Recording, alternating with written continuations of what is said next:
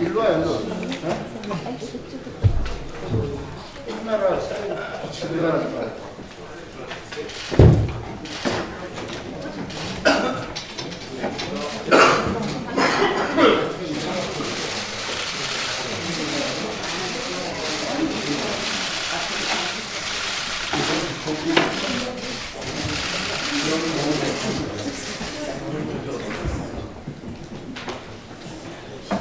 추미애 당대표의 속죄 선언으로 더불어민주당 제231차 최고위원회의를 속죄하겠습니다. 네, 회의를 속죄합니다. 추미애 당대표의 발언이 있겠습니다.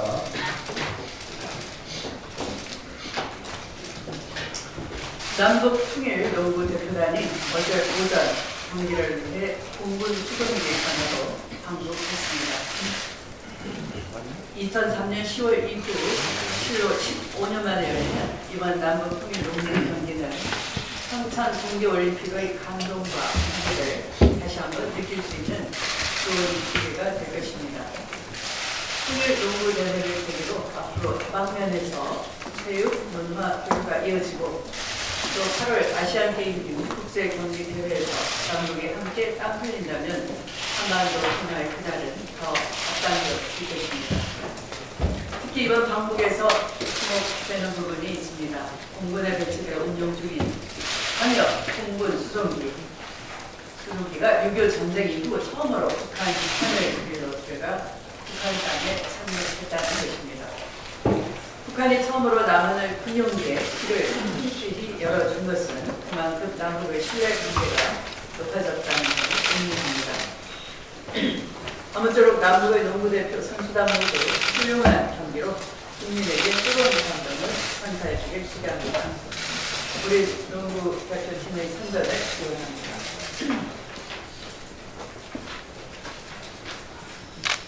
충격적인 사실이 밝혀졌습니다. 최근 국방부 발표에 따르면 국군 기무사령부가 세월호 대책단을 만들어 세월호 희생자와 실종자 가족을 조직적으로 사찰하고 단원고에는 감시용까지 배치했다고 합니다. 더욱 충격적인 것은 보수단체가 세월호 마크의 집회를 열 수 있도록 기무사가 사찰한 정보를 보수단체에 제공하기까지 했다는 것입니다. 기무사가 댓글 부대를 운용해 여론 조작을 일상화된 것은 이미 밝혀진 사실입니다. 그러나 사찰 정보를 보수단체에 제공하고 이들로 하여금 세월호 유가족들의 아픈 상태에 전내기를 하고 국민의 여론을 보도하려 한 행위는 도저히 묵과할 수 없는 국기 문란이라 하겠습니다. 군에 대한 보안감찰이 본연의 임무인 기무사가 국민을 사찰하고 정치에 가담한 것은 군부 독재 시절에나 있을 법한 일이었습니다. 심지어 어제 밝혀진 국민연금의 삼성물산 합병자료 조작 사실은 당시 정권의 유용치함이 크게 다다른 사건이라 하겠습니다. 삼성이 제시한 합병 비율을 근거로 역산에 만들어냈던 국민연금의 보고서로 3,000억 원이 넘는 손해가 발생했다는 분석도 있습니다. 군의 민간인 사찰과 국민연금 보고서 조작 사건만 봐도 국민이 요구하는 고강도의 적폐청산이 왜 필요한지 이유가 분명해집니다. 국가기관과 공공기관이 각자 본연의 역할을 되찾고 공정하고 정의롭게 작동될 때 적폐청산이 비로소 완성된다 하겠습니다. 집권 2년 차를 맞이해 그녀 우리 안의 아니라는 없었는지 더욱 국기를 바짝 조이면서 적폐청산과 더불게 박차를 지속적으로 가해 나갈 것입니다. 대형 항공사의 또 다른 갑질 횡포가 일어났습니다. 아시아나 항공이 기내식 공급을 하지 못해 많은 승객들이 불편을 겪었을 뿐만 아니라 급기야 기내식 공급업체의 대표가 스스로 목숨을 끊는 지경까지 됐습니다. 아시아나항공이 기존의 기내식을 공급하던 기내식 공급업체에게 1,600억 원 규모의 투자를 했었고 이 업체가 투자 제의를 거절하자 공급업체를 바꿨다는 의혹이 제기되었습니다. 또 신규 업체에게는 납품 지연 시 납품가에게 막대한 페널티를 물리는 갑질 계약을 맺었다는 사실도 밝혀졌습니다. 결국 아시아나항공이 내건 무리한 투자 일치, 무리한 계약 조건 때문에 노릴 사태가 초래됐고 사업업체 사장이 목숨까지 걸어야 하는 비극적 상황이 발생한 것입니다. 대한항공 오늘 일가의 갑질로 온 국민이 분노한 상황에서 또 다른 대형 항공사에서 발생한 갑질은 온 국민을 토탈하게 만들고 있습니다. 관계당국은 하청업체 대표의 책임에 대한 철저한 진상 규명과 함께 대형 항공사의 상습적 갑질 행태를 전결하기 위한 근본적인 대책을 내놓아야 할 것입니다. 비단 항공 분야뿐만 아니라 여전히 중소 영세 협력업체들을 대상으로 벌이는 대기업들의 각종 불공정한 갑질 행태에 대해서도 전면적인 조사와 강력한 처벌을 펼쳐나갈 것을 강력히 촉구합니다. 말씀을 마치겠습니다. 홍영표 원내대표의 발언이 있겠습니다. 여야 사당 원내대표가 국회 정상화를 위해서 만난 지 벌써 일주일이 지났습니다. 아직까지 원구성 협상의 결과물이 나오지 않고 있습니다만 조속한 타결을 위해 끝까지 최선을 다하겠습니다. 국회가 공전하는 동안 민생과 경제를 살린 법안은 매일 쌓여가고 있습니다. 현재 국회에 제출된 채 심사도 못하고 있는 계류 법안만 2,981건으로 곧 1만 건을 넘어설 것으로 보입니다. 상가 임대차 보호법, 규제혁신 관련법 등 하나하나가 우리 국민의 삶을 바꾸고 경제를 살린 법안들입니다. 특히 이번 주는 우리 사회 모든 영역에서 성평등을 실현하기 위해 제정된 양성평등 주간입니다. 올해 초 들불처럼 번진 미투운동 이후 성희롱, 성폭력 근절을 위한 후속 대책과 입법의 성과가 필요한 때입니다. 어제 정부는 문재인 대통령 주재로 국무회의를 열고 성희롱, 성폭력 근절 후속 대책을 발표했습니다. 그런데 국회는 이미 제출되어 있는 100건 이상의 미투 관련 법안을 심의조차 못하고 있는 상황입니다. 국회는 특정 정당의 전유물이 아닙니다. 당내 문제를 해결하기 위해서 국회를 볼모로 해서도 안 됩니다. 국회 정상화만이 국민의 삶을 개선시키고 또 일하는 국회로 만들기 위해서 필요한 것입니다.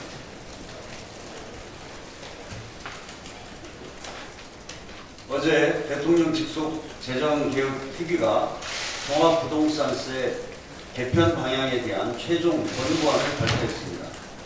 고가의 1주택 보유자, 다주택자 등 고액 자산가들에 대한 세금을 점진적으로 올려야 한다는 게 권고안의 주요한 내용입니다.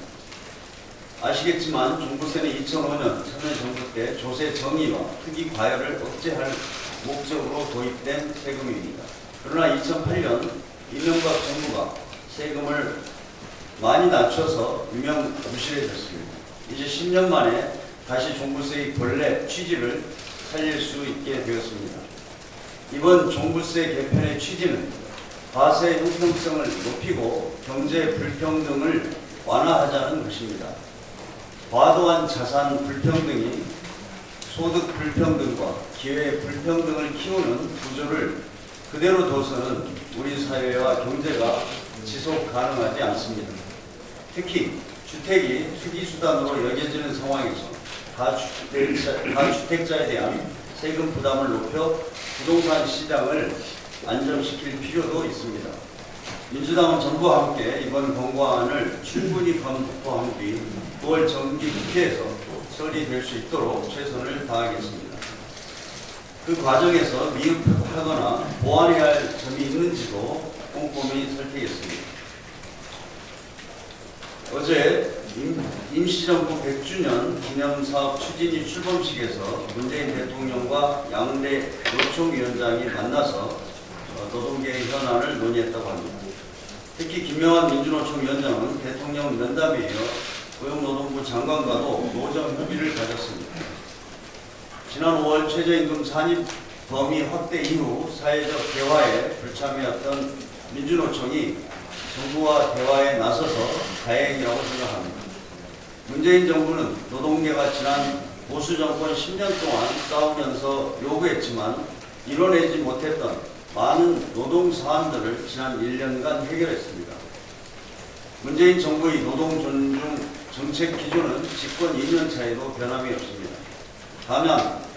다만 이견이 있다고 해서 대화의 창을 닫아서는 안 된다고 생각합니다. 늦었지만 이제라도 대화와 타협을 통해 이견을 풀어가야 합니다. 지난달 27일 한국노총이 우리 당과 정책협약을 맺고 사회적 대화 기구에 참여하기로 한 것처럼 민주노총도 최저임금위원회와 새롭게 재편된 경제사회노동위원회에 복귀할 것을 기대합니다. 양대 노총은 대한민국의 중요한 경제 주체입니다. 우리 사회 전체의 발전을 위해 책임의식을 갖고 대화와 타협에 나서 주시기를 기대합니다. 이상입니다. 안규배 최고위원의 발언이 있겠습니다. 네, 46년 전 오늘 1972년 7월 4일 남북 통일 자주와 평화 그리고 민족 대단계라는 조국 통일의 원칙을宣명했습니다. 이는 이후 91년 기본합의서 6.15 남북 공동선언 14 남북 공동선언으로 이어져 마침내 4.27 남북 정상회담과 판문점 선언으로 마무리했습니다. 오늘날 한반도에 자리잡은 평화는 문재인 정부와 더불어민주당이 갑자기 추진한 것이 아니라 위대한 국민께서 수십 년 동안이나 인내하며 쌓아온 신뢰의 근작합입니다. 평화는 이제 일상이 되어가고 있습니다. 북미간 비핵화 합의가 계속되고 있고 남북 정상은 이미 일상적으로 만날 가능성을 열어놨습니다. 오늘부터 열릴 남북 평화농구는 예술에 이어 스포츠 분야에서도 남북을 하나로 이루었습니다. 철로가 이어지고 사랑과 불자가 오가며 항구적인 평화가 구축된 한반도도 꿈이 아닙니다. 민족의 한을 해소하고 새로운 기운을 들어갈 날이 다가오고 있는 것입니다. 다야흐로 민족사의 대전환을 앞두고 있습니다. 우리는 위대한 국민의 힘으로 잘못을 바로잡고 또 미래를 하나하나 개척해 나가고 있습니다. 한반도의 평화뿐이 아닙니다. 국민을 가지고 암약하던 적폐를 청산하고 있습니다. 이명박 박근혜 전 대통령에 대한 심판은 권력의 점점이라 하더라도 숨을 곳이 없다는 점을 명확히 하고 있습니다. 며칠 전 밝혀낸 김무성의 세월호 유가족 사찰 사건은 5년의 책무를 통계치고 권력에 기생하는 역사는 숨길 수 없다는 점을 보여주고 있습니다. 미래를 향한 움직임은 사법부에서 나타나고 있습니다. 신임 대법관에 제청된 김선수 변호사, 노동희 법원고소관장, 이동원 제주지방법원장은 천편일률적인 대법관 구성에 다양성을 부여하고 있습니다. 대법원은 법 해석을 통해 우리 사회의 가치를 수호하는 최후의 보루이지만 오랜 시간 희귀적 구성이 이어진 탓에 사회와 유례로 일부 만에 처음성이 되었습니다. 속속들이 드러난 양승태 대법원의 반기적 공작은 이러한 배경에 반영했던 것입니다. 대법관 구성을 다양한 통해 다음성과 수명성이 사법부에도 자리잡길 기대합니다. 오직 국회만이 정상화의 거대한 흐름에 벗어나고 있습니다. 행정부와 사법부, 나아가 한반도 전체가 시대 변화에 부응하고 있음에도 불구하고 국회는 여전히 화해과 동결을 거듭하고 있습니다. 지난 시간 빈손국회는 차치하더라도 아직까지 국회의장단과 상임위를 구성하지 못한 책임은 실로 가볍지 않다고 생각을 합니다. 무조건적인 발목 잡기, 극단적인 대결주의에 대해 국민께 심판하신 지 불과 한 달도 채 지나지 않았습니다. 국민 앞에 풀었던 무릎이 진실이라면 자유한국당은 정쟁보다 국회를 정상화하는 데 우선 앞장서야 할 것입니다. 더불어민주당은 국회법과 관례에 따라 국민을 위한 국회 정상화에 적극 나서고 있습니다. 기본을 갖추는 일에 야당 역시 적극적으로 나서서 강력히 촉구하는 바입니다. 감사합니다. 양양자 최고위원의 발언이 있겠습니다. 홍영표 의원께서도 잠깐 언급했습니다만 한 말씀 더 드리겠습니다. 제가 더불어민주당 정부 여성위원장이 된 지 2년이 들어갑니다. 2년 사이에 가장 기쁜 일은 말할 것도 없이 문재인 대통령의 당선입니다. 문재인 대통령을 중심으로 망가진 나라가 회복되고 국가의 역할이 다시 정립되고 있을 또한 다행한 일입니다. 그러나 한편으로 아쉬운 일은 진정 평등한 사회로 가는 길이 아직 멀다는 사실입니다.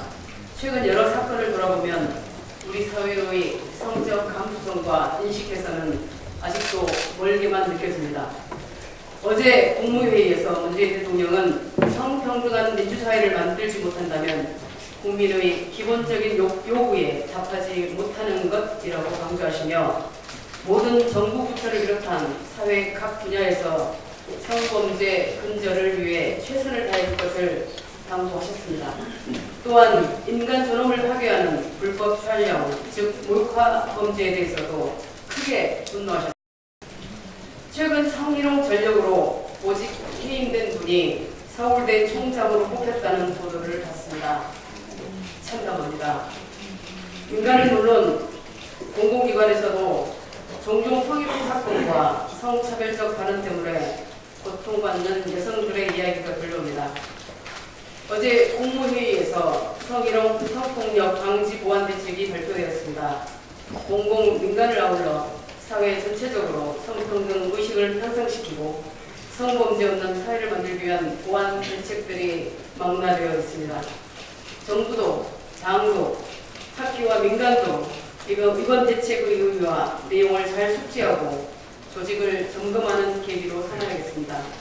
특히 이번 한 주간은 23번째를 맞는 양성평등 주간이기도 합니다. 남녀 모든 성이 똑같이 평등하고 자유로운 사회, 성평등한 민주사회를 만드는 일에 모두 함께하기를 바랍니다. 이상입니다.